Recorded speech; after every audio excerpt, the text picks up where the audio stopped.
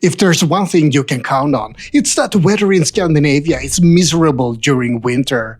Days like this, it's much better to stay indoors with a good book, and I just happen to have a book all about Old Norse gods. Let's go back in time to the Viking Age.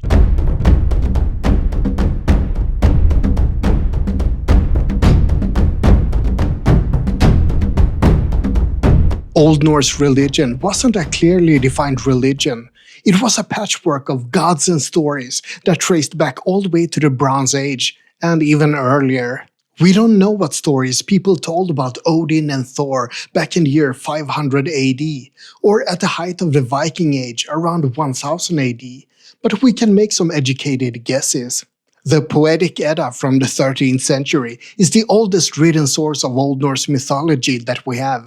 It's based on stories told on Iceland through oral tradition. We also have runestones and carvings from the Viking Age that refer to stories told in the Edda. With all certainty, this wasn't the only version of Old Norse mythology, though.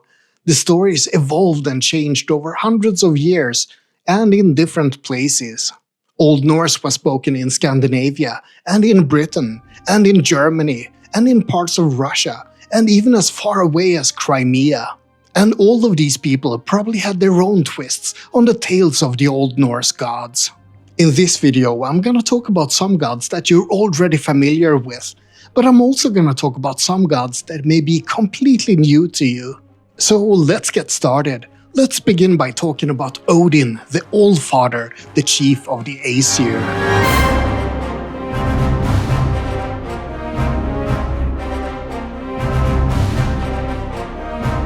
Odin was chief of the Aesir, and the Aesir was a tribe of gods.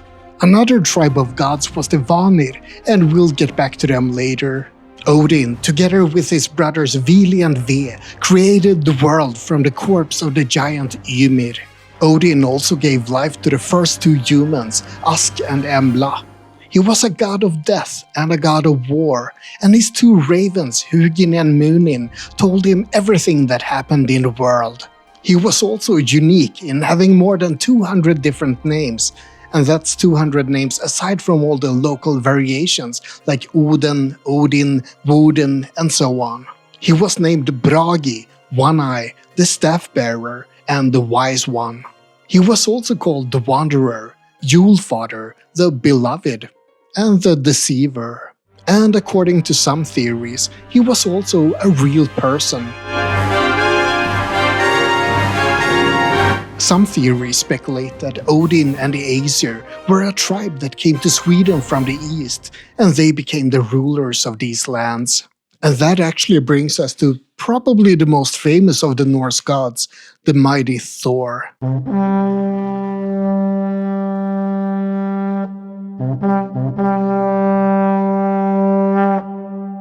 Thor was the mightiest of the gods, and he doesn't really need any introduction. If nothing else, you've seen the Marvel movies. He was incredibly strong and had a quick temper, and he controlled thunder and lightning. He was the protector of mankind, and some believed that he was the main god in Scandinavia before Odin arrived. As I mentioned, there are speculations that Odin is based on a real person. Snorre Sturlason, who wrote the Edda, believed this, for example. The archaeologist and adventurer Thor Heyerdahl was also a fan of this theory. You know, the guy behind Kon-Tiki. But then again, he also believed that Easter Island was populated by South Americans. So, if you have no idea what I'm talking about, I guess I'll have to make a video about Thor Heyerdahl as well someday. Anyway, back to Odin. Some people have even tried to put a name to this supposed invader from the east who became inspiration for Odin. Around the year 300 AD, there was a massive invasion from Mongolia, and Attila the Hun conquered huge parts of Europe. It's possible that Attila was the source of inspiration for Odin, who then became highest of the Norse gods instead of Thor.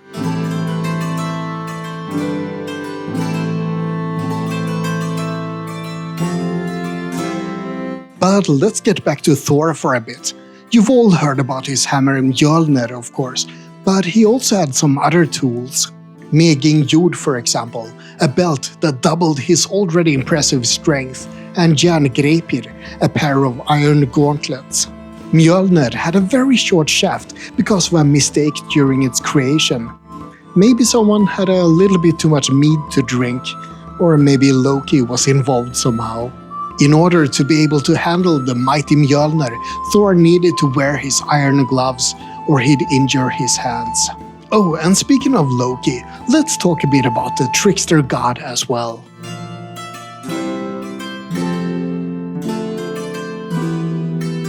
Loki was the son of the giants Farbaute and Laufey, and he was the bond brother of Odin. Not his adoptive son, mind you, his brother. Loki was also the mother of Odin's eight-legged horse Sleipnir, and the mother of the Fenris wolf, and the mother of the Midgard serpent Jörmungandr. And he may also have been involved with the creation of the first humans. Odin, Hönur, and Lodur are the three gods who together created the first humans, and Lodur is sometimes described as being the same god as Loki. The tale about the creation of the first humans is the only time when the god Lodur is mentioned.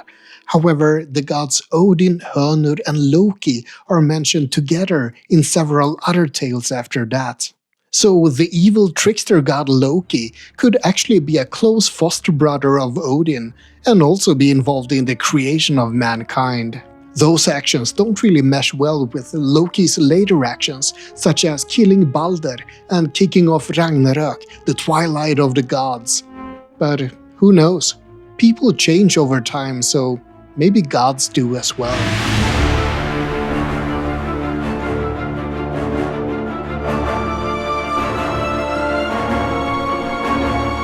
Tyr is a god that's quite enigmatic. He seems to have been held in high regard, but he's barely mentioned at all in the Edda. He was either the son of Odin or the son of Hymir, one of the Jotun, the giants. And he was also a god of war. Possibly. Odin was also a god of war, and it's never actually really specified what Tyr's role was. Tyr's role as a god of war seems to be inferred from the two times he's mentioned in the Edda. One time he loses his hand to the Fenris wolf when the gods trick the Fenris wolf into letting himself be bound. The Fenris wolf is suspicious and he demands that someone places their hand in his mouth while he is being bound, and Tyr is the only one who's brave enough to do so.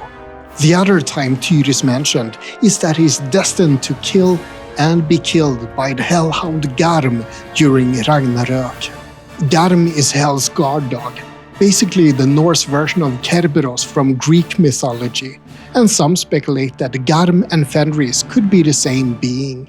One-handed Tyr was brave and possibly a kind of redundant god of war, and he was also a bit of a mystery overall.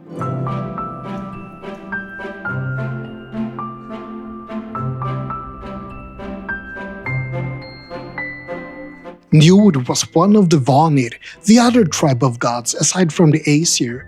He became part of the Nordic pantheon after a war between the Vanir and the Aesir. The two god tribes were equal in strength, and eventually they made peace instead. During that peace, the god of mead, Kvasir, was born. He was created when both Vanir and Aesir spat into the same vessel. Charming. After the war, hostages were exchanged. Hönur and Mimir were sent from the Aesir to the Vanir, and Njord, Frej and Freja were sent from the Vanir to the Aesir. Odin also married Frigg as a result of the war.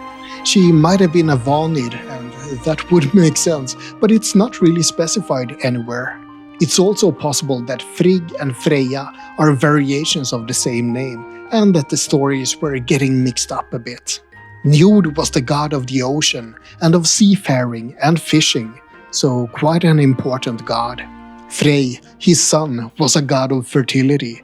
He lived in Alfheim and he rode a ship called Skidbladner. Frej was also called Yngve Frej, and it's speculated that he also could have been based on a real person. It's said that he's the ancestor of Ynglingaätten, a mythological line of kings in Sweden. Freja was Frey's sister, and she was also a goddess of fertility, but also more like a goddess of sexuality instead. She didn't have a ship like her brother. Instead, she rode a giant boar called Hildisvin.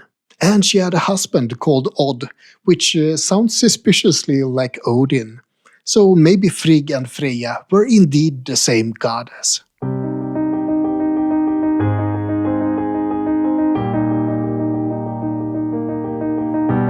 I've talked about the most famous of the Norse gods, but there were many others. You've probably heard of Heimdall. He was the bearer of the Jallarhorn, the horn that would be sounded at the beginning of Ragnarök, and he also had golden teeth. Mimir was one of the gods that the Aesir sent to the Vanir after the war, but the Aesir cheated because Mimir was actually a giant and not an Aesir.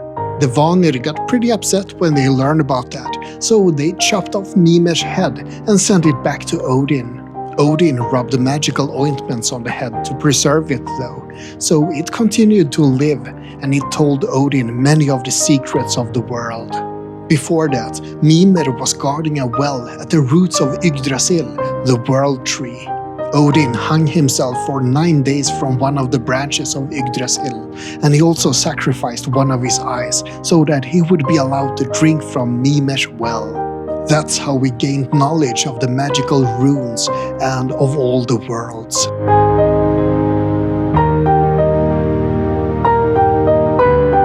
Gefjon was a goddess who possibly was yet one more fertility goddess. Fertility was important in the ancient world, so it made sense to have several gods and goddesses dedicated to different aspects of it. Gefjon was also said to have founded the first royal dynasty of Denmark, so she sounds like an absolutely horrible goddess. Skade was the goddess of the hunt and of skiing, and Idun was yet one more fertility goddess who had golden apples who gave the Aesir their long life. And Balder was said to be the very best that the Aesir had. He was called the Shining One and the Lord. He was loved by everyone, and he was wise and kind. Quite a guy, right? He was also invulnerable, because his mother Frigg had asked every material in the world to not harm him. She had basically gone around saying, "Hey, rock, would you promise not to harm my son Balder?" And the rock would be like, "Yeah, sure, no problem, I like that guy." The problem is that she had forgot to ask the little mistletoe to not harm Balder. It didn't really seem necessary because the mistletoe seemed so harmless. Loki learned about that, so he tricked the blind god Höder to fire an arrow made of mistletoe at Balder. Balder died, and Loki was severely punished for that deed. He was bound deep underground, with a venomous snake dripping its venom into his eyes.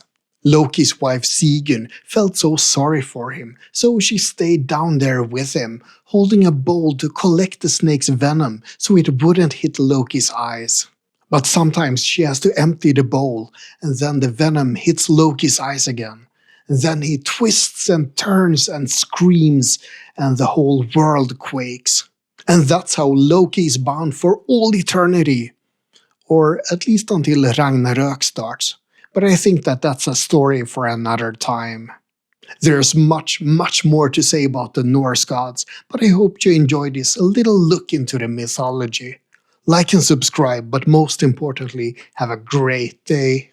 If you enjoyed this, also have a look at this video up here in the corner that I hope that I'm pointing at.